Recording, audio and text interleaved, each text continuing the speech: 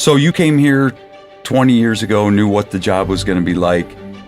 Here you are at this point of your career. Why would you tell somebody to be a house parent? Oh, it's the best job ever. It's a difficult history to face, and often we don't want to face difficult histories.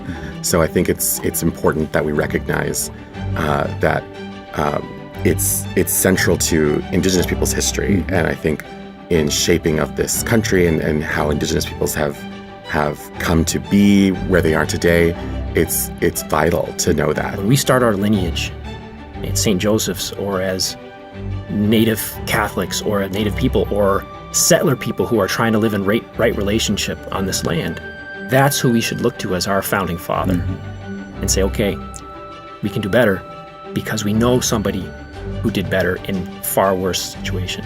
One of the big advantages, I think, of the home program is a kid can't hide. In a dormitory of 50 kids, it's easy to be lost in the shuffle. You can hide your emotions in many ways, the difficulties you might be facing, the challenges you might be facing. It's much more difficult when you're living with 11 other students and you have a set of house parents and alternates that are looking after you 7 days out of the week. Absolutely. So I think that certainly has been very helpful. Plus the fact, the idea is try to model what home life should be like or could be like. It's not perfect, right? Because they're not your biological parents, Absolutely. etc. And they're different people. But to give you a model of what family life might be, could be for you in the future. Be careful what they do and say. Do the kind of things that will influence. I mean, everything we do influences kids. Right.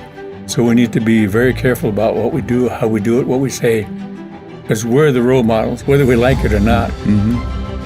Young people are watching us. You were blessed by the spirits and the ancestors, and that is a blessing. They enveloped you in that cloud. But when the sleet came, those are the adversities in life, and you're going to have those. But you've been cleansed, you've been shown adversity, and take this and go. And it was just an awesome explanation, and I don't think any of the boys will ever forget that. Patience and empathy. Those are probably the biggest things I've been learning about. Being patient when I'm speaking with people or people are talking to me, especially when dealing with any type of conflict resolution, realizing that there can often be two truths. I find it just really important and powerful to think about the ways in which I carry both the pipe and the Bible, just embracing them together, cradling them both. I think it's essential to reclaim him as a witness for us in our own sort of unprecedented, challenging times, right? I know it's here at St. Joseph's Indian School and, whatever communities we find ourselves in, we're trying to figure out how to do this in a better way.